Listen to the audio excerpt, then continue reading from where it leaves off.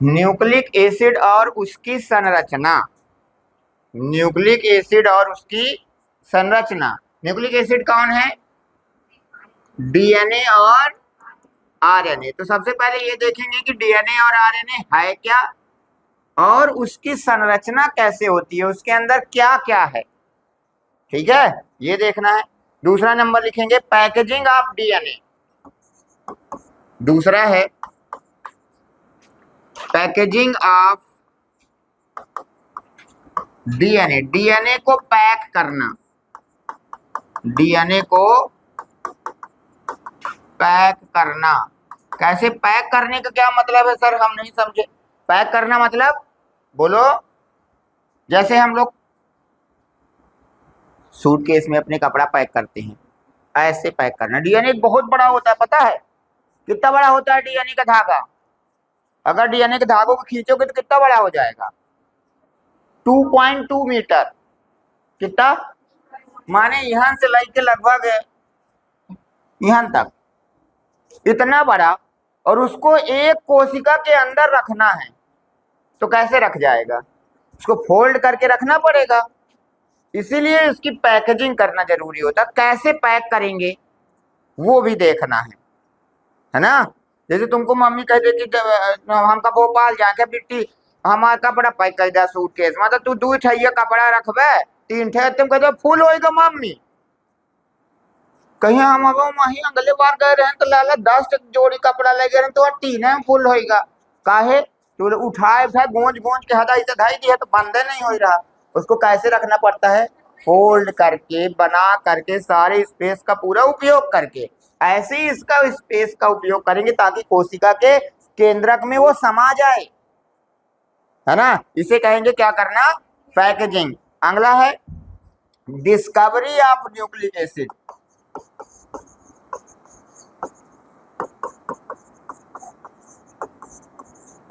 Nucleic acid की खोज कैसे हुई, किसने खोजा इसको? डीएनए और आरएनए को। इसके बाद पढ़ेंगे डीएनए रेप्लिकेशन। जब ये सब पढ़ लेंगे तो फिर हम पढ़ेंगे रेप्लिकेशन कैसे होता है। बोले तो डीएनए से डीएनए कैसे बनता है। डीएनए से डीएनए बनने को क्या कहा जाता है? रेप्लिकेशन। तो आपको ये देखना है कि डीएनए से डीएनए कैसा बनता है। फिर जब ये बना लेंगे तो पढ़ेंगे ट्रांसक्रिप्शन। ट्रांसक्रिप्शन का मतलब होता है डीएनए से आरएनए बनाना। कौन सा आरएनए पता नहीं, अभी देखेंगे। फिर पढ़ेंगे ट्रांसलेशन। ट्रांसलेशन का मतलब होता है आरएनए से प्रोटीन बनाना। क्या बनाना? तो ये तीनों एक प्रक्रिया चलती है ऐसे, ये क्रम ही से होता है। पहले ये क्रम आता है, दूसरा ये क्रम आता है, तीसरा, और इस क्रम को ही हम लोग कहते हैं सेंट्रल डोग्मा। क्या कहते हैं? तो फिर बीच में एक टॉपिक भी आएगा सेंट्रल डोग्मा। सेंट्रल डोग्मा को पढ़ेंगे। तो सेंट्रल डोग्मा कोई वैसे पूछे क्या है तो बता दोगे? क्या है सेंट्रल डोग्मा बताओ? डीएनए से डीएनए बनना, रेप्लिकेशन, ट्रांसक्रिप्शन और ट्रांसलेशन तीनों एक ही क्रम में होते हैं। इसे ही क्या कहते हैं? सेंट्रल डोग्मा कहते हैं। तो पहले पूरा फिर सेंट्रल डोग्मा देखेंगे। इसके बाद पढ़ेंगे कंट्रोल ऑफ जीन। क्या पढ़ोगे?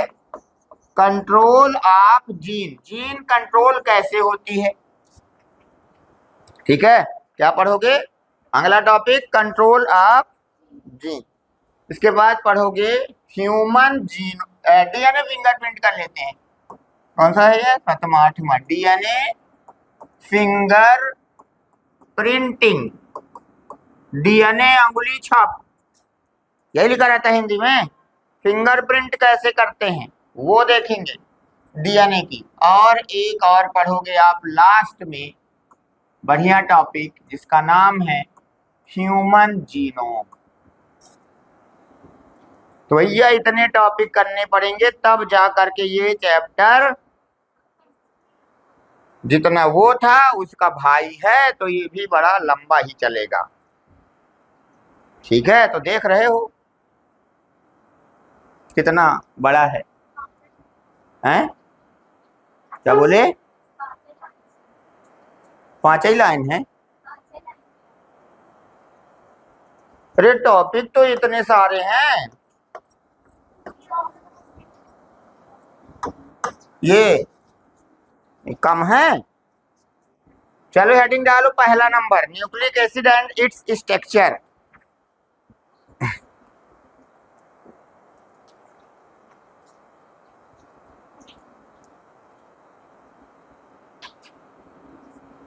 करूं नेक्स्ट? जल्दी करा।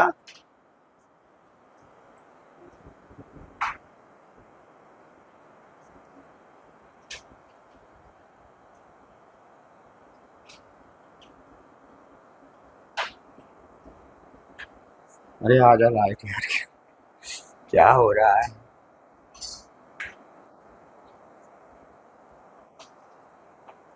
बढ़ाऊं? बढ़ाऊं? चलो हेडिंग डालना, पहला नंबर बोलो क्या नाम था?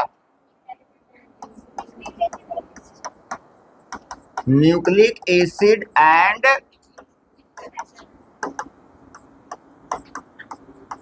चलो, तो सबसे पहली बात, न्यूक्लिक एसिड डाला, 2 प्रकार का होता है। कौन कौन सा? डीएनए और एक एक करके पढ़ना है इनके स्ट्रक्चर को। तो पहला नंबर पढ़ते हैं डीएनए। कभी कभी इसका पूरा ही नाम आ जाता है, वैसे बनता सबसे रहता है, फिर भी आने को तो सरल भी आ सकता है और कठिन भी आ सकता है। बताओ पूरा नाम। Deoxy ribo nucleic acid. ये है किसी भी जीवित कोशिका का आनुवांशिक पदार्थ, है ना? क्या है बोलो? ये genetic material of all living cell. सभी जीवित कोशिकाओं का आनुवांशिक पदार्थ कौन है? आपको याद है, virus is not a cell, hence its genetic material may be RNA।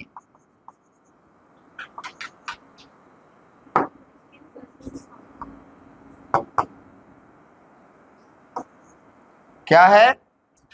RNA उसका हो सकता है, पर याद रहे कि वायरस की बात यहाँ हो ही नहीं रही है। वायरस तो कोई कोशिका ही नहीं है। हम कोशिका की अगर बात कर रहे हैं तो कौन है वो? डीएनए है, ठीक है ना? चाहे प्रोकैरियोटिक हो, है ना? In both prokaryotic and eukaryotic genetic material is, बोलो बोलो, डीएनए ही रहेगा। डीएनए 2 प्रकार का होता है। कितने प्रकार का होता है डीएनए? कौन कौन सा? एक होता है सिंगल स्टैंड, एक होता है डबल स्टैंड। तो एक है सिंगल स्टैंड डीएनए और एक है double stand DNA. Single stand DNA जब भी पाया जाता है ओनली प्रेजेंट इन, बोलो जल्दी। आपने कभी सिंगल स्टैंड डीएनए के बारे में सुना है? एक तो बहुत कम आपको देखने को मिलेगा, अगर आपको मिलेगा भी तो कहाँ मिलेगा, ये बात कर रहे हैं। बोलो जल्दी से। जब भी मिलेगा वायरस में मिलेगा। किसमें मिलेगा? ओनली प्रेजेंट इन। डबल स्टैंडर्ड डीएनए भी 2 प्रकार के होते हैं, एक डबल रहेंगे और हेलिकल रहेंगे ऐसे वाले, और दूसरा रहेंगे डबल रहेंगे लेकिन सर्कुलर रहेंगे, बोले तो गोल रहेंगे ऐसे, ठीक है? ये जब भी पाया जाएगा तो ये यूकैरियोटिक में पाया जाता है। Only present in eukaryotic cell. हम लोग यूकैरियोटिक है या प्रोकैरियोटिक? बोलो, यूकैरियोटिक है। हाई डेवलप्ड सेल जो होती हैं वो यूकैरियोटिक होती हैं। तो हम लोग तो बहुत अच्छी तरह से विकसित हो चुके हैं। अगला, सर्कुलर किस में पाया जाता है? Present in prokaryotic. किस में पाए जाते हैं ये? प्रोकैरियोटिक में। और also present in cell organelles. Organelles का मतलब होता है कोशिका के अंदर कोशिकांग जो है उनमें भी ये पाया जा सकता है, जैसे माइटोकॉन्ड्रिया और बोलो क्लोरोप्लास्ट। इनके अंदर भी क्या हो सकता है? ये पाया जा सकता है। अगर आप बात करोगे आरएनए की, किसकी बात करोगे? तो आरएनए का पूरा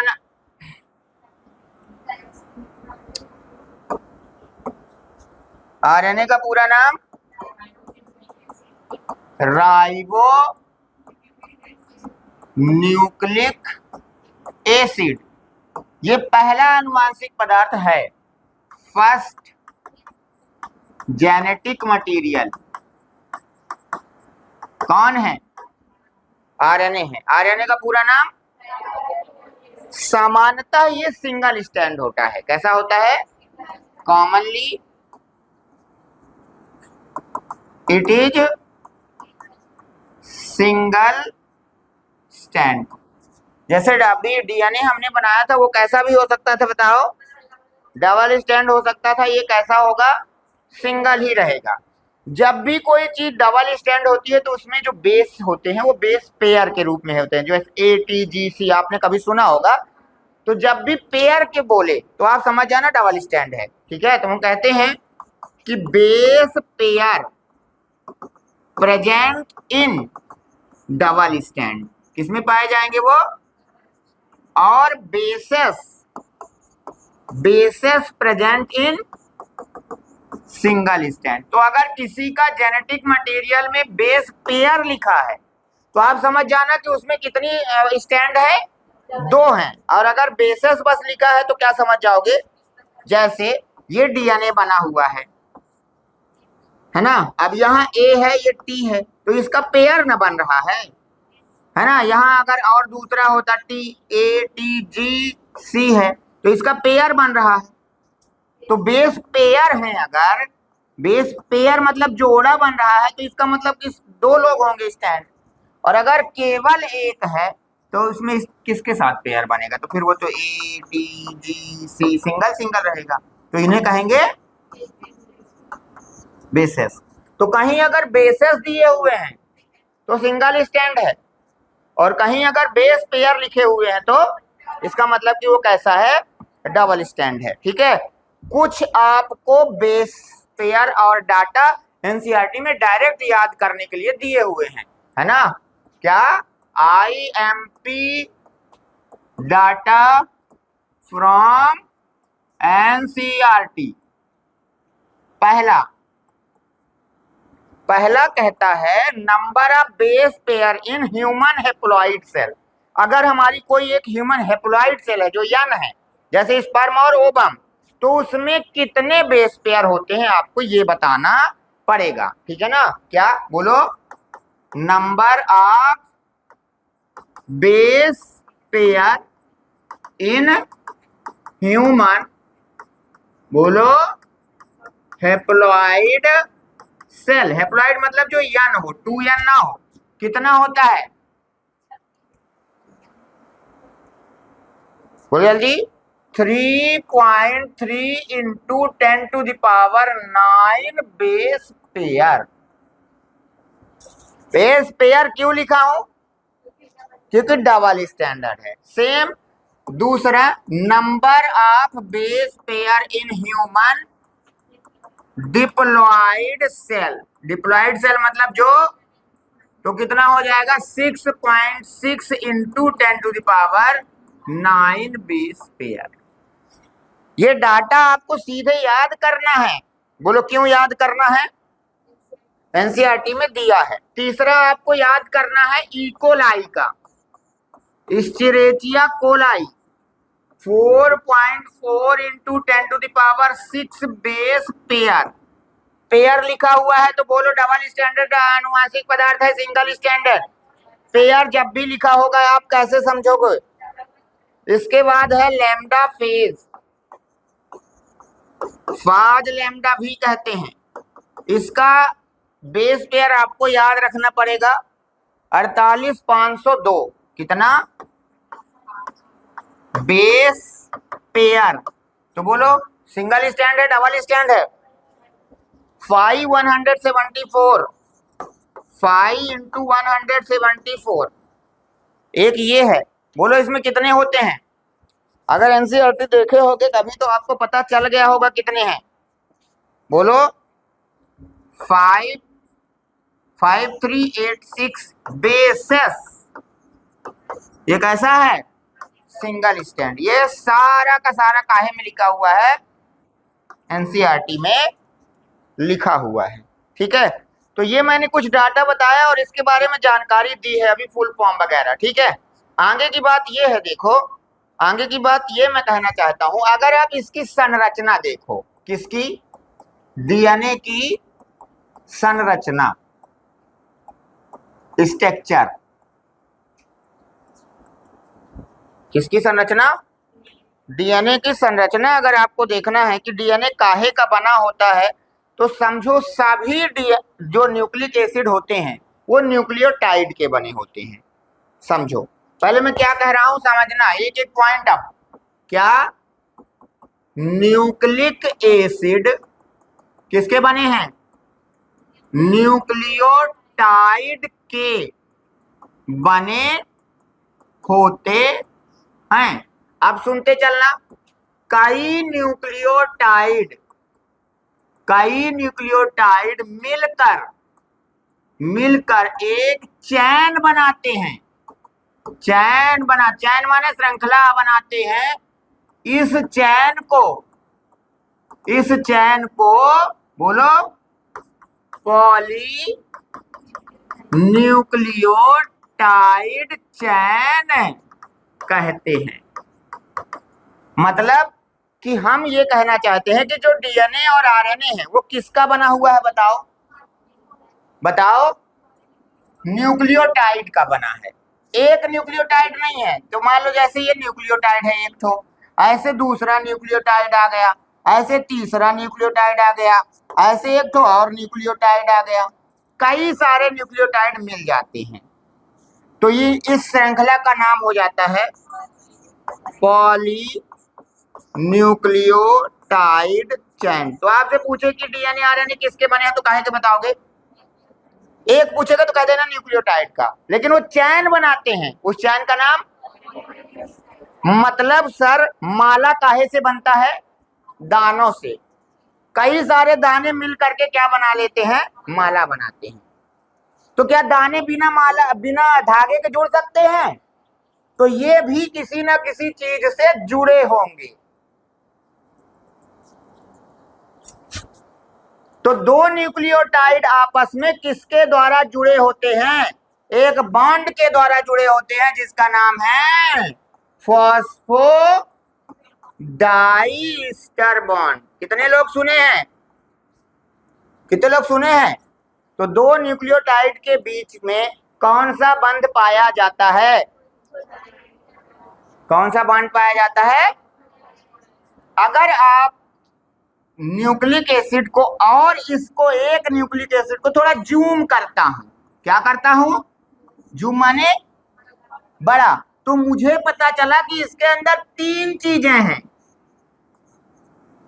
कितनी चीजें हैं? पहली एक चीज है शुगर, दूसरी एक चीज है नाइट्रोजनस बेस और तीसरी है फॉस्फेट। क्या बोला? कितनी चीजें हैं बोलो? इसके अंदर 3 चीजें घुसी हुई हैं लाला। एक दुई का शुगर शर्करा, नाइट्रोजनस बेस और फॉस्फेट। फिर मैंने और गौर से देखा तो मुझे ये पता चला कि शुगर और नाइट्रेट भी आपस में एक बॉन्ड के द्वारा जुड़े हुए हैं और ये जो बॉन्ड होता है इसका नाम है एन ग्लाइकोसिडिक बॉन्ड। क्या नाम है? तो बताओ ना, शुगर और नाइट्रोजनस बेस किस बॉन्ड के द्वारा जुड़े हुए होते हैं? N glycosidic bond. नाइट्रोजनस, ये न्यूक्लियोटाइड किसके बाद जुड़े होते हैं? अब ये एक श्रृंखला है, अगर डीएनए डबल है तो ये ऐसे ही दूसरा भी होगा इधर, तो एक न्यूक्लियोटाइड ये, दूसरा न्यूक्लियोटाइड ये, तीसरा ये, चौथा ये। आपस में भी ये आपस में किस बॉन्ड से जुड़े होते हैं?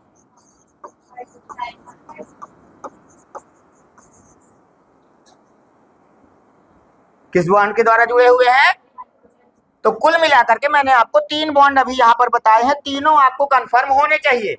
ठीक है, पहला देखो, जैसे हमने ये डीएनए बनाया, ये तो डीएनए की चैन आपस में अगर जुड़ी हुई है तो किस बॉन्ड से? बोलो, हाइड्रोजन से। ठीक है, अगर ये श्रृंखला बनी हुई है काहे की? पास न्यूक्लियोटाइड की, तो न्यूक्लियोटाइड आपस में किसके द्वारा जुड़े हुए हैं? बोलो, फास्फो डाइस्टर बॉन्ड के द्वारा, और इनके अंदर है शुगर और नाइट्रोजनस बेस, ये आपस में जुड़े हुए हैं एन ग्लाइकोसिडिक बॉन्ड। बोलो, आ गई बात समझ में? ये यहाँ पर ये जो इससे जुड़ा हुआ है, वास्तव में यहाँ पर नाइट्रोजन बेस लगे हुए हैं, जैसे ATGC। ए और टी जिस हाइड्रोजन बॉन्ड के साथ जुड़ते हैं वो 2 ठो होते हैं, अर्थात डबल बॉन्ड से जुड़े होते हैं। ऐसे ही जी और सी जब जुड़ते हैं तो 3 के साथ जुड़ते हैं, ये ट्रिपल बॉन्ड के साथ जुड़ते हैं। यहाँ पर एक और नियम लगेगा आगे, चारगाफ का नियम। वो ये बताता है कि जितना अमाउंट ए का होता है उतना ही टी का होता है, जितना जी होता है उतना ही सी होता है। पूछे हम अभी कराएंगे, ठीक है, तो इतना कर लिया जाए।